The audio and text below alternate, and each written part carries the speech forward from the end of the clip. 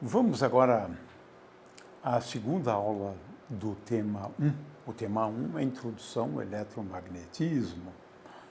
E agora, nessa aula, nós vamos falar desse tema pouco entendido, mas muito importante para quem quer entender o eletromagnetismo com uma certa profundidade, né? Porque estamos falando aqui agora de conceitos bem básicos, né, do eletromagnetismo. Atributos dos constituintes. Já falamos de 4 constituintes, né? Claro que o número de constituintes do universo é bem maior do que esse. 61 constituintes do universo. Mas para o nosso mundo, basta tratarmos de 4 constituintes só, né? Mas todos os constituintes, incluindo estes, né, eles são dotados de certos atributos, né? É claro que os gregos pensavam em atributos, né, de uma forma diferente que nós pensamos hoje. Eles achavam que os átomos seriam pontiagudos, redondos, né? Veja, são atributos que os átomos teriam. Ora, nós hoje não dizemos que os átomos são redondos, pontiagudos, né? Hoje nós denominamos atributos outras grandezas físicas, né? Muito bem, vamos voltar à ideia de que tudo no nosso mundo físico pode ser entendido a partir de 4 constituintes. 4, que beleza! Em princípio, isso é fantástico, porque tudo que se passa no nosso mundo pode ser entendido a partir desses 4 constituintes. O elétron, né, que vamos representar aqui sempre em verde, o próton, ou os prótons, os nêutrons e os fótons, né? Eles como que substituem os antigos constituintes da matéria na visão dos gregos. Já discutimos isso antes, né? Muito bem. O fato é que estes constituintes da matéria, bem como os constituintes de tudo no universo, têm atributos que caracterizam os constituintes. Então, é por meio desses atributos que nós identificamos os constituintes, né? Seria algo como um constituinte ser azul, o outro vermelho, o outro branco, como se pensa, né, em alguns atributos até. Você já pensou se os atributos fossem cores, né? O fato é que não é bem assim, né? Esses constituintes têm atributos, né? E a gente não consegue entender bem por que eles têm esses atributos, mas nós sabemos que têm, porque nós sabemos medir esses atributos, né? Detectar esses atributos, né? Então, nós estamos falando de atributos que muitas vezes a gente não entende muito bem. Por exemplo, por que existem 2 tipos de cargas elétricas? Nós não sabemos até hoje por quê, mas é assim. Descobrimos, vamos descobrir experimentalmente, né? Então, essa é uma coisa importante. Agora, existem coisas que a gente precisa saber sobre a carga elétrica, né? A carga elétrica é uma grandeza aditiva, ou seja, a carga elétrica de um sistema constituindo a partir de um sistema 1 e de um sistema 2, a carga desse sistema é igual à soma das cargas elétricas de cada um dos subsistemas. Então, se o sistema 1 tem carga Q1, o sistema 2 tem carga Q2, portanto, um sistema formado pelos dois terá uma carga elétrica que é igual a Q1 mais Q2. Também não entendemos essa coisa curiosíssima, né? É que para cada carga positiva existe uma carga negativa no universo. Não entendemos isso, não. O que nos parece é que tudo começou assim, desde o início. Dizemos que são as condições iniciais, né? E também queremos dizer que as cargas elétricas existem desde a origem do universo. Em algum ponto, bem lá no início do universo, elas surgiram no universo e continuam conosco, né? O fato é que surgiram de tal forma que nós temos no universo hoje tantas cargas de um sinal, as cargas positivas, quanto as cargas negativas, né? A massa, que não tem a ver com o eletromagnetismo, mas para uma questão de enriquecimento da aula, né? A massa é outro atributo dos constituintes da matéria. E é curioso porque a gente não consegue entender por que existe uma disparidade tão grande de massas das partículas e das partículas elementares. Por exemplo, o fóton tem massa zero, o elétron tem uma massa e o próton tem uma massa quase 2.000 vezes maior do que a massa do elétron. Isso a gente não consegue entender. A massa do nêutron é um pouco maior do que a massa do próton. Também não conseguimos entender. A massa já não é uma grandeza aditiva, né? Se eu tiver um subsistema de massa M1 e outro de massa M2, depois que eles interagem formando um outro sistema, a massa é diferente, né? Essa é uma coisa bem curiosa e que a gente entende depois, né? E as massas dos objetos existem desde a origem do universo. Então, por alguma razão, toda a massa que existe hoje no universo, em algum tempo atrás, estaria toda ela concentrada praticamente numa região diminuta, como se fosse um ponto, né? Essa é a base da teoria do Big Bang para a origem do universo, né? O fato que as massas, assim como as cargas elétricas, né, elas existem desde o início do universo, né? Finalmente, um outro conceito, mas aqui é só en passant, né, porque a gente não gostaria de perder a oportunidade, né?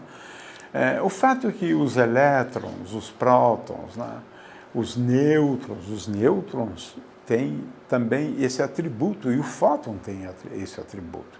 Essas quatro partículas têm spin. Não vamos explicar aqui o que é o spin, porque eu diria um pouco cedo, né?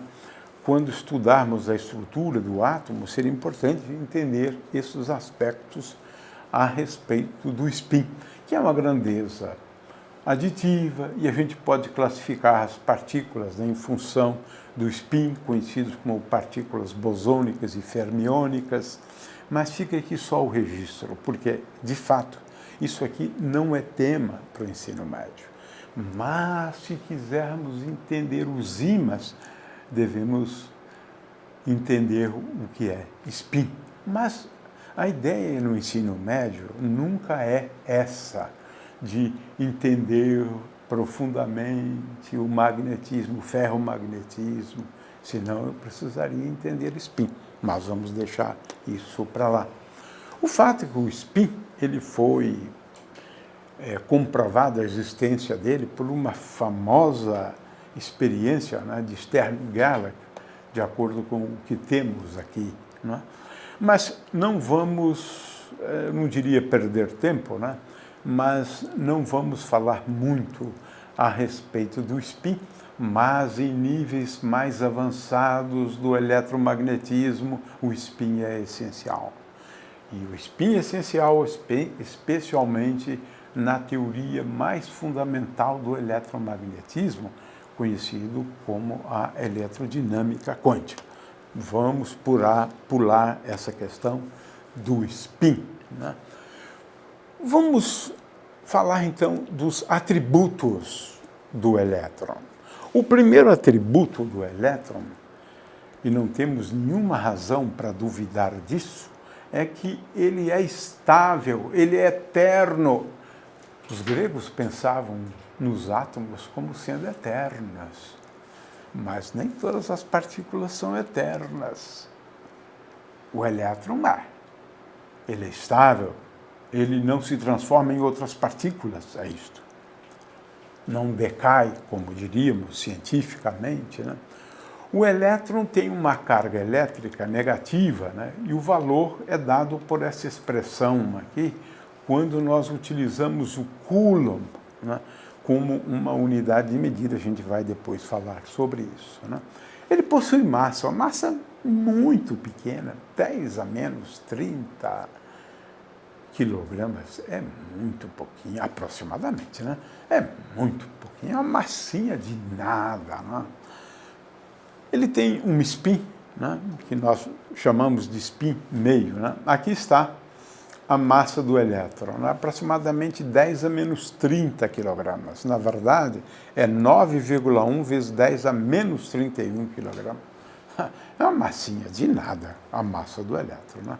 Tem spin e tem o que nós chamamos também de outros atributos. Vamos substituir outros atributos. É melhor do que falar numa linguagem difícil, né? Outros atributos que nós chamamos de números quânticos. A ciência chama de números quânticos, né?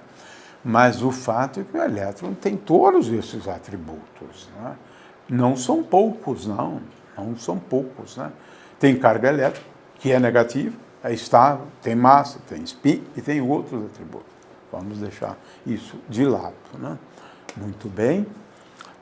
Vamos agora a outra partícula, né, que é uma partícula composta. A gente sabe hoje, aprendemos isso mais ou menos em 1970, menos de 50 anos aprendemos isso, né? Que o próton, na verdade, ele é composto por duas outras partículas, na verdade, em número de 3, né?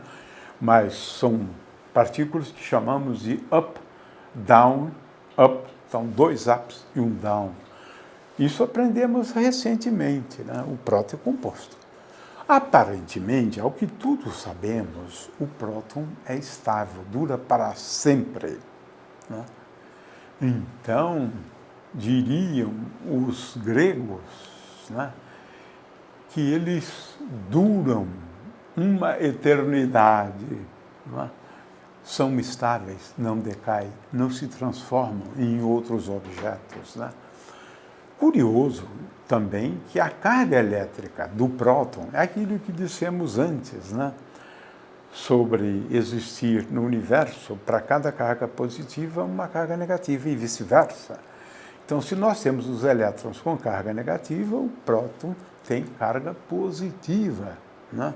Veja, e o valor da carga elétrica do próton é este valor, 1,6 vezes 10 a menos 19 coulombs, uma carga muito pequenininha, muito pequenininha.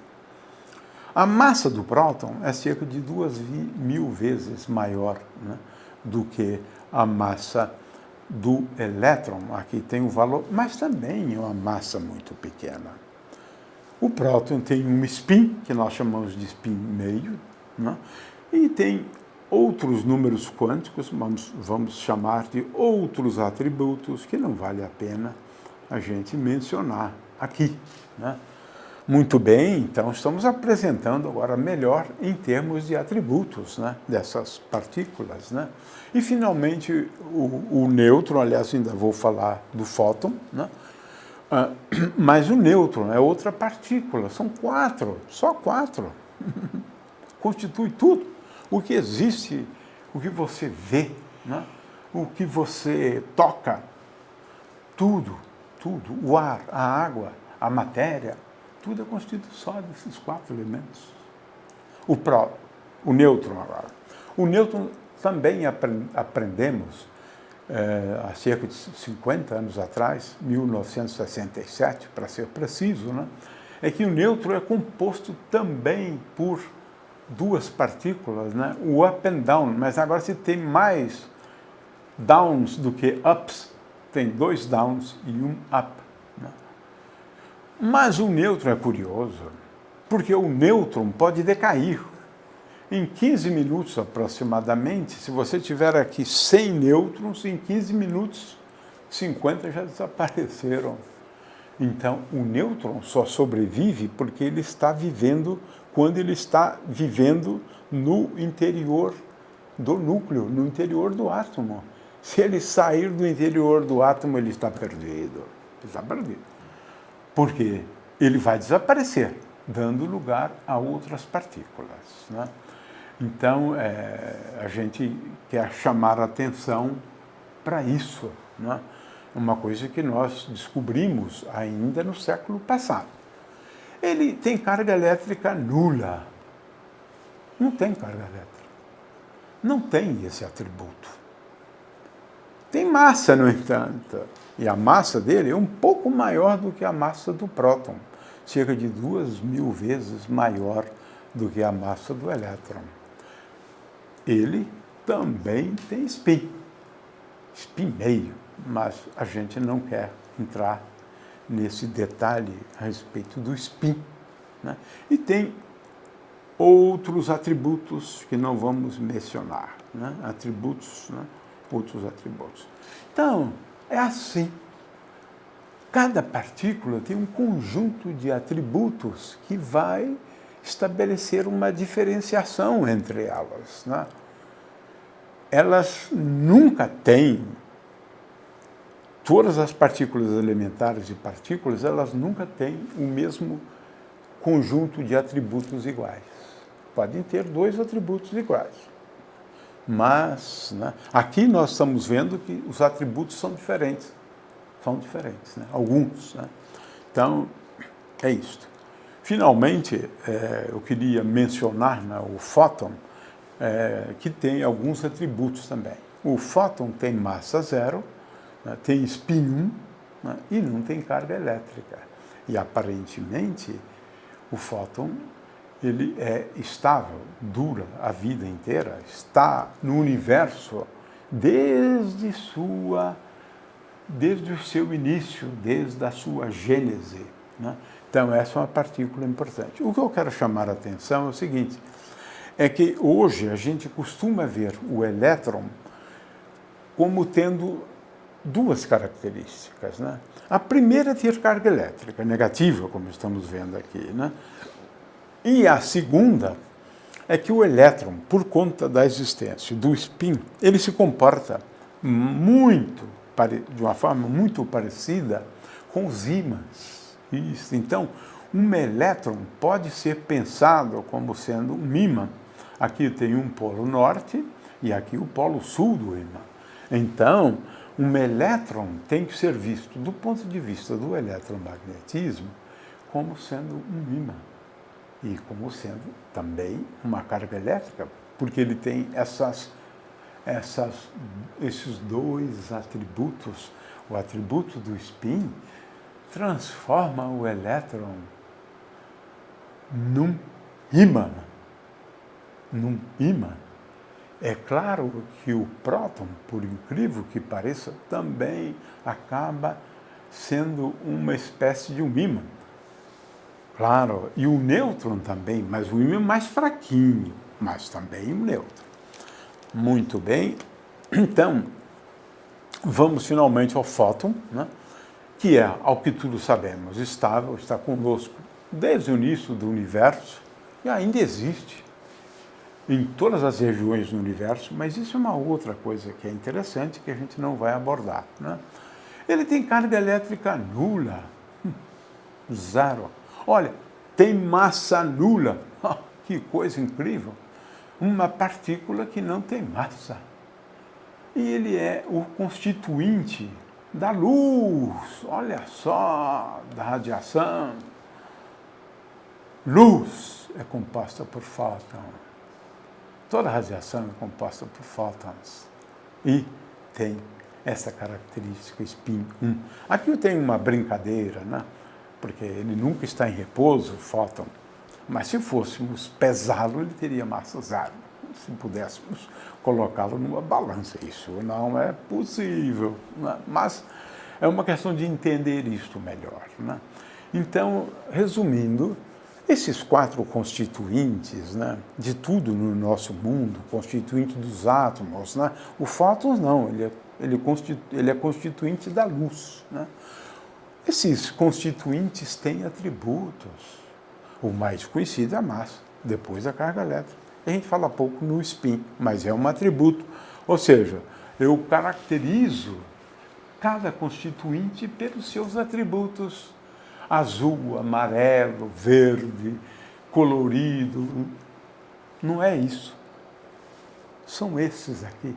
São poucos os atributos, na verdade, para a gente entender o nosso mundo físico.